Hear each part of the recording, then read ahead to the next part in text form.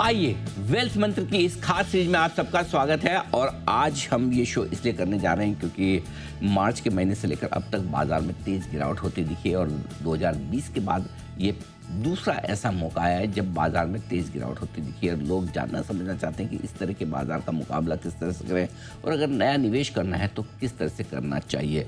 और इसी खास सीरीज में हम बाजार के जाने माने दिग्गजों से आपकी मुलाकात करवा रहे हैं जिन्हें फंड मैनेजमेंट का और वेल्थ क्रिएशन का बड़ा लंबा और गहरा अनुभव है। आइए, आज इसी कड़ी में हमारे साथ कार्यक्रम में शामिल हो रहे हैं बाजार के जाने माने दिग्गज 3P इन्वेस्टमेंट मैनेजर्स के CIO प्रशांत जैन साहब।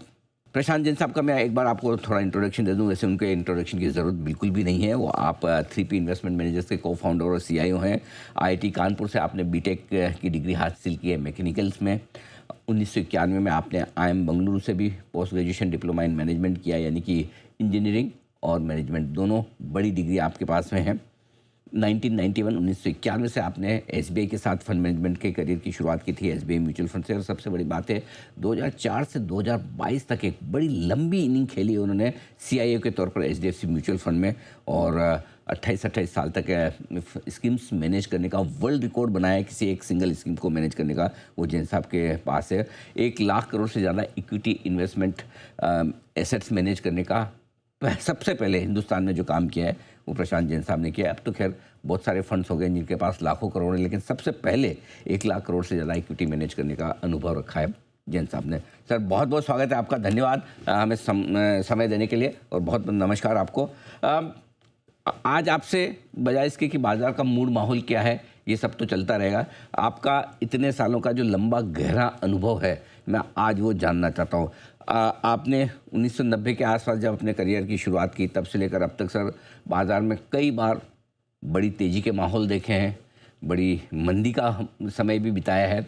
सबसे बड़ी बात ये कि as a fund manager, as a CIO, आप इस तरह के मुश्किल माहौल में कैसे शांत और संयम से रह पाते हैं? कैसे आपको ये डर नहीं लगता, या लगता है तो उसको कैसे नियंत्रण में करते हैं? ये सबसे पहले समझाएं। तो अनिल जी, ये बहुत अच्छा प्रश्न आपने किया और मुझे बुलाने के लिए धन्यवाद। Thank you sir. देखिए, शेयर बाजार में सबसे पहले हमें आवश्यकता है एक सही समझ की। तो जो हमारा कॉन्फिडेंस है वो और जो धैर्य है वो समझ के बेसिस पे ही हम कायम रख पाते हैं। तो हमको पहली बात ये समझनी होगी कि जो भारत की अर्थव्यवस्था है, इसमें जो ग्रोथ के फेवर में फैक्टर्स है वो बहुत सारे हैं। और इसीलिए आप देखेंगे कि पिछले लगभग 50 वर्षों में एक कोविड का ईयर छोड़ दिया जाए तो ऐसा कोई वर्ष नहीं है जब भारत की अर्थव्यवस्था ने ग्रोथ नहीं की हो। तो चाहे वो डेमोग्राफिक्स हो, चाहे लो पर कैपिटा इनकम हो, चाहे ह्यूमन रिसोर्सेज हो, नेचुरल रिसोर्सेज हो, एक प्रोएक्टिव गवर्नमेंट जो निरंतर रिफॉर्म करती रहती है जिससे इकोनॉमी में बिजनेस का एनवायरनमेंट सुधरता रहता है। तो भारत के पास बहुत सारी ऐसी चीजें हैं जिसकी वजह से ये अर्थव्यवस्था निरंतर ग्रो करती रही। लीमन क्राइसिस वाले वर्ष में भी 5.5% ग्रो की।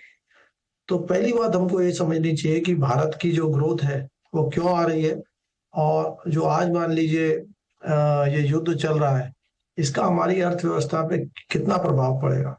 देखिए, हम लोग केवल हेडलाइन सुन के घबरा जाते हैं या पॉजिटिव फील करते हैं, लेकिन हम लोग उसको आकलन करना चाहिए कि उसका वाकई में बिजनेसेस पे, अर्थव्यवस्था पे क्या प्रभाव पड़ेगा।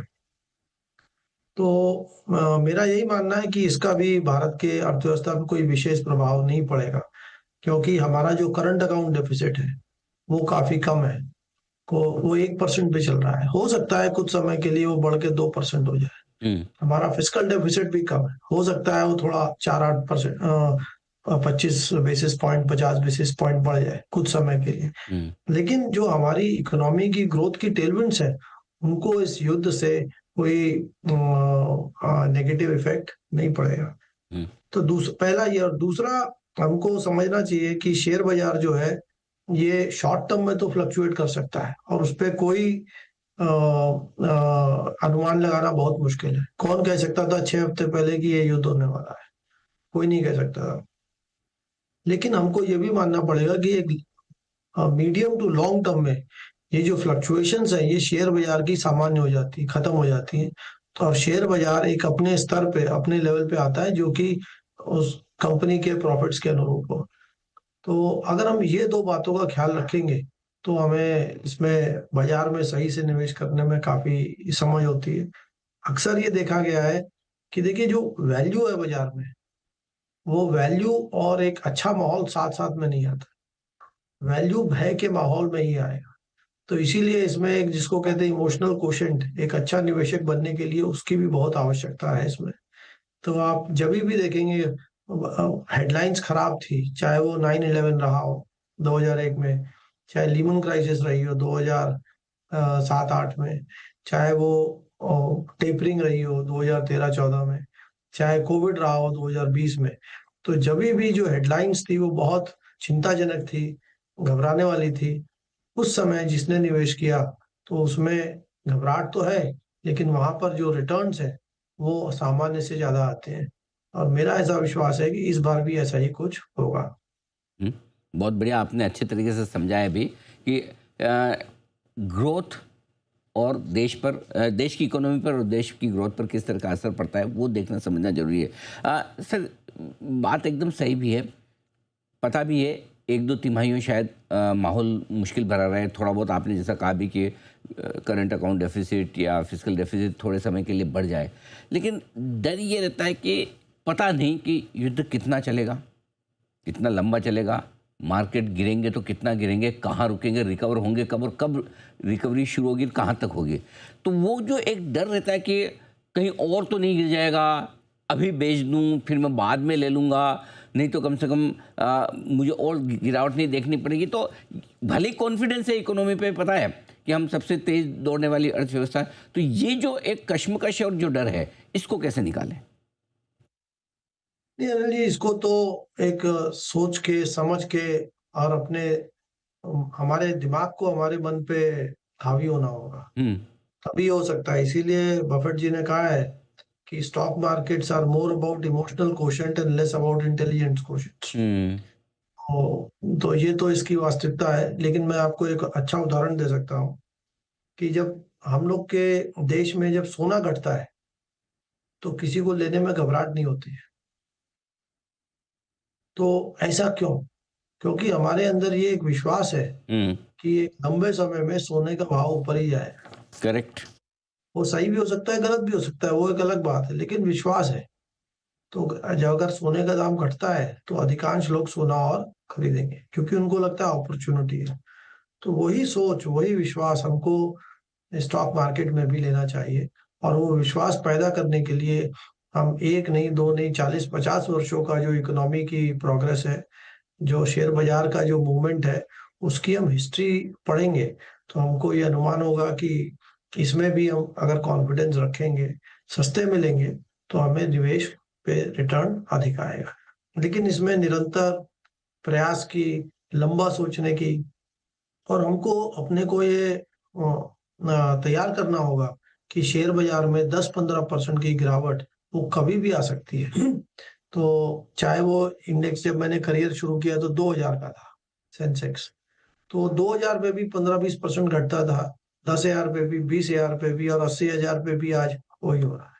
तो इसमें 10-15% की गिरावट बहुत ही सामान्य गिरावट है और कभी बहुत खराब समय आए तो कुछ समय के लिए थोड़ा ज़्यादा भी घट सकता है। बात सही है। अच्छा सर, अब आपने एक चीज़ तो की कि इकोनॉमी को किस तरह से देखें। अब आइए सर, सेक्टर्स को कैसे देखें? क्या है कि कई सारे सेक्टर्स ऐसे हैं जो पता है आकर्षक है, बढ़िया कर रही कंपनियाँ, लेकिन इस तरह के माहौल में तेज़ गिरावट होती है और स्पेशली जो ज़्यादा अच्छे होते हैं, वो ज़्यादा बढ़े हुए भी होते हैं। वहाँ जब तेज़ गिरावट होती है तो क्या करें? किस तरह से उसे सँभालें? देखिए, इसमें कंपनी अच्छा कर रही है, सेक्टर अच्छा कर रहा है, ये अपनी-अपनी सोच है। इस पे मतलब जब भी कोई शेयर का सौदा होता है तो एक बायर है और एक सेलर है। हर शेयर के सौदे पे same company, same sector, same time, same price पे जब तक 2 लोग एकदम अलग नहीं सोचेंगे तब तक सौदा नहीं होगा। तो पहली बात तो ये है कि हमारी सोच सही है कि जो बिज़नेस आई मीन कुछ बिज़नेस वाक़ई में अच्छे हैं और कुछ हमको लगते हैं अच्छे हैं, तो वो हमारी एक समझ, तजुर्बे, रिसर्च के साथ हम पैदा कर सकते हैं। और दूसरी बात ये है कि जो आप निवेश कर रहे हैं, कंपनी भले ही बहुत अच्छा कर रही हो, लेकिन उसका दाम ठीक है कि नहीं? तो हम लोग हमेशा कहते हैं कि हम लोग की स्ट्रैटेजी यही है कि कंपनी भी अच्छी होनी चाहिए और दाम भी बहुत अधिक नहीं होना चाहिए। जो भी उस कंपनी के फंडामेंटल्स है उसके अनुसार आपका वो दाम होना चाहिए। जैसे आप 5 वर्ष पहले देखिए, जो कुछ भारत के लीडिंग प्राइवेट बैंक्स थे और आज भी हैं, उनका भाव 5-5 साल में नहीं बढ़ा है। तो बैंक खराब नहीं थे, बिल्कुल भी, तब भी अच्छे थे, आज भी उतने ही अच्छे हैं। लेकिन उनका जो प्राइस टू बुक था वो 4 टाइम 5 टाइम पे था। तो आज वो 1.5-2 टाइम पे आ गया। तो अगर हम अच्छी कंपनी गलत प्राइस पे लेंगे तो भी उसमें बिजनेस तो अच्छा करेगा, लेकिन हमें अच्छा रिटर्न मिले ये आवश्यक नहीं। बिल्कुल ठीक बात है। सेक्टर्स को अप्रोच करने का ये तरीका। और अब एक जो सबसे बड़ी समस्या ये कि कई बार ये होता है कि हमें पता है युद्ध के बाद रिकवरी होती है, लाइफ हाई भी बनते हैं, लेकिन हर बार जब तेज़ी आती है ना सर, तो लीडर बदल जाते हैं, कुछ नए सेक्टर चलते हैं, नए शेयर ही चलते हैं, पुराने वाले वहीं रह जाते हैं। और कई बार फिर यही बात होती है, देखो जी निफ्टी तो 26,000 का हो गया, हमारे स्टॉक के भाव तो 22,000 वाले ही चल रहे हैं, 20,000 वाले ही चल रहे हैं।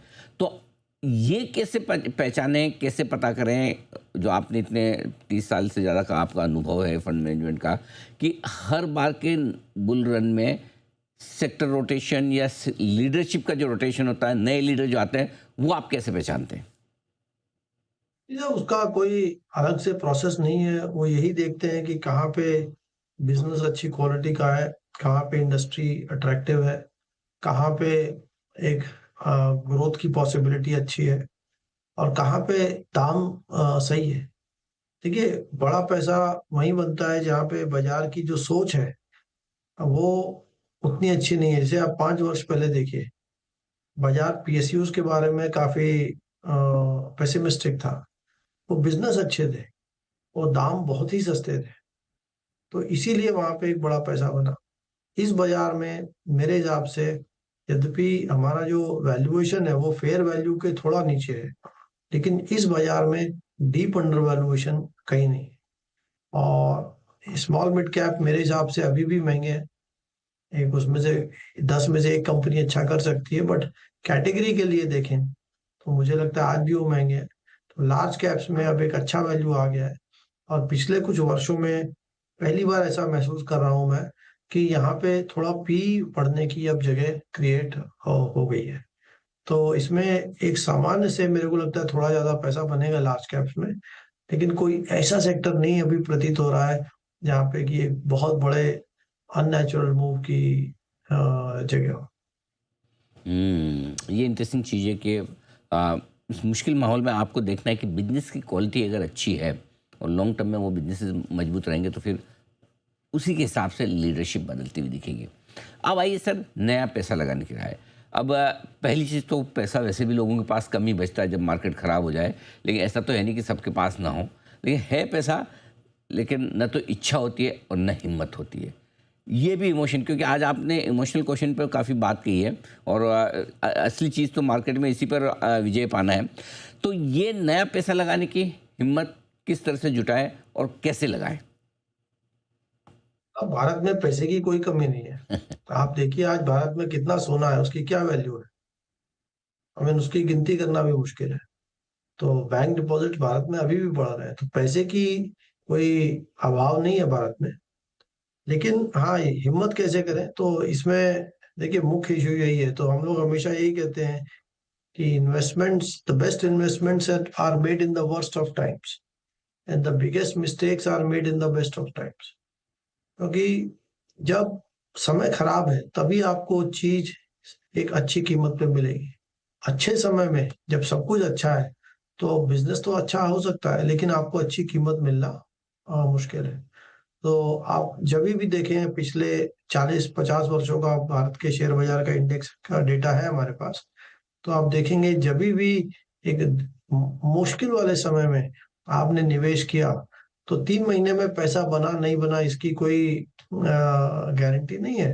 लेकिन अगर आप 3 साल 5 साल बाद देखेंगे तो उस पे हमेशा सामान्य से ज्यादा ही रिटर्न बने हैं, क्योंकि भारत की अर्थव्यवस्था में ग्रोथ के टेलविंड्स बहुत है, तो ग्रोथ में दिक्कत नहीं है।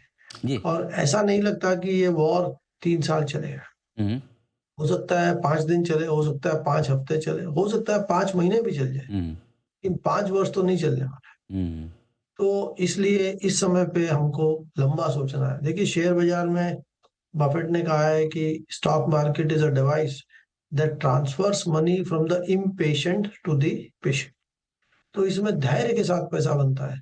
तो इस समय हमको लंबा सोचना है, धैर्य रखना है और शेयर बाजार की सही समझ होना चाहिए, उस पर सही विश्वास होना चाहिए। और इस समय जो हम पैसा लगाए, ये आवश्यक नहीं है कि आप एक दिन में पूरा पैसा लगाएं। अगर आपको अगले 3 महीने में 100 रुपए लगाने हैं, तो आप उसको 2 हफ्ता, 3 हफ्ता, 4 हफ्ता, 6 हफ्ता में पार्ट्स पार्ट्स में लगाइए। लेकिन मुझे ऐसा लगता है कि इस बाजार में हम अच्छी कंपनीज में या इंडेक्स में निवेश करेंगे over few weeks, few months, तो उस पे कुछ वर्षों में एक अच्छा रिटर्न आने की पूरी संभावना है। बिल्कुल ठीक बात है। टुकड़ों में और धीमे-धीमे पैसा लगाने की स्ट्रेटजी आपके लिए सही होगी। और एक बहुत अच्छी चीज़ आपने कही कि सबसे ज़्यादा गलतियाँ तेज़ी के मार्केट में होती है और आसानी से आपको जब शेयर अच्छे मिल रहे हो भाव में तब लेने की हिम्मत नहीं हो पाती। एक और चीज़ जो आमतौर पर बड़ी गलती हो जाती है वो ये कि कई बार ये होता है कि इस तरह के गिरते मार्केट में सपोज़ किसी ने 3 साल 5 साल पहले पैसे लगाए हैं, तो कुछ शेयर ऐसे होंगे या कुछ म्यूचुअल फंड स्कीम उनकी ऐसी हैं अभी भी जो मुनाफे में है। तो फिर दिक्कत ये होती है कि मुनाफे वाले शेयर या मुनाफे वाले स्कीम तो बेच देते हैं और लॉस वाले शेयर कहते हैं कि जब इनका भाव आएगा तब देखूंगा। क्या ऐसा सोचना ठीक है या इसमें कोई बदलाव करना चाहिए? नहीं, मेरी समझ में ऐसा सोचना ठीक नहीं है। देखिए, आपके शेयर की कीमत 100 रुपए है या म्यूचुअल फंड की कीमत 100 रुपए है। आपने या तो उसको 50 में लिया या 200 में लिया। अब एक केस में आप खुश हैं कि 50 का 100 हो गया और दूसरे केस में हम परेशान हैं कि 200 के 100 रह गए। लेकिन हकीकत तो ये है कि आपके पास है 100 ही रुपए। वो 50 में लेना या 200 में लेना, उससे आपकी इनकम टैक्स कैलकुलेशन में फ़र्क पड़ेगा। लेकिन आपके पास आज 100 ही रुपए हैं। तो मैं ऐसा हमेशा से मानता हूँ कि जो हमारे निवेश की आज वैल्यू है, वही हमारी कॉस्ट है। हमको ऐसा मान के चलना चाहिए। और अगर वो 100 रुपए में हमको विश्वास है कि एक अच्छा निवेश है, तो हमको उसमें बिल्कुल बने रहना चाहिए। और अगर डाइवर्सिफिकेशन के तौर से हमारे पास जगह है, तो हम उसको उसमें और ऐड भी कर सकते हैं। लेकिन अगर हमको लगता है कि हमने गलती की और इस शेयर की वैल्यू ये 100 रुपए भी या पोर्टफोलियो की वैल्यू 100 रुपए भी ज़्यादा है, तो हमको वहाँ भी बेचने में मेरे समझ से समझदारी हो।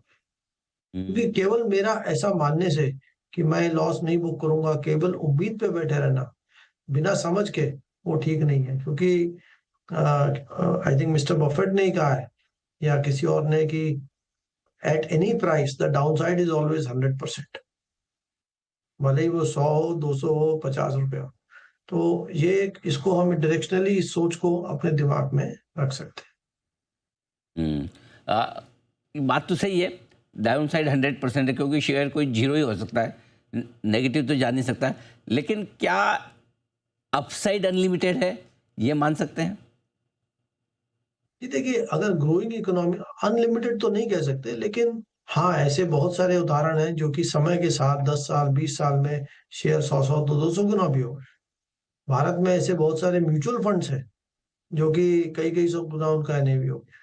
तो एक ग्रोइंग इकोनॉमी में अवश्य वो समय के साथ-साथ हम उसमें कई गुना पैसा भी बना सकते हैं। आप देखिए, अगर भारत का जो सेंसेक्स है, इसका करीब अब 47 इयर्स का हिस्ट्री है, तो ये लगभग हर 5 वर्ष में डबल हुआ है। तो आप 100 को अगर 9 बार डबल करेंगे तो 50,000 हो जाता है, 10 बार करेंगे तो 1 लाख हो जाता है। तो हर 5 वर्षों में डबल हो रहा है और मेरे ख्याल से ये प्रक्रिया चलती रहेगी, भले ही अब लगभग 6 वर्ष लगे, क्योंकि भारत का जो इन्फ्लेशन है, वो कम हो चुका है, जिससे हमारी रुपी ग्रोथ जो जीडीपी की है, वो भी कम हो चुकी है। लेकिन इंडिविजुअल शेयर्स में रिटर्न इससे बहुत ज़्यादा भी बन सकता है और बहुत कम भी बन सकता है। बिल्कुल ठीक बात है। तो कई सारे स्टॉक्स ऐसे होंगे भी जो कई-कई गुना होंगे अगर आपने विनर्स अपने पोर्टफोलियो में रख लिए। और इसी से एक सवाल मैं आपसे लेना चाहता हूँ, चूँकि आपको इतना लंबा गहरा अनुभव रहा है फंड मैनेजमेंट का।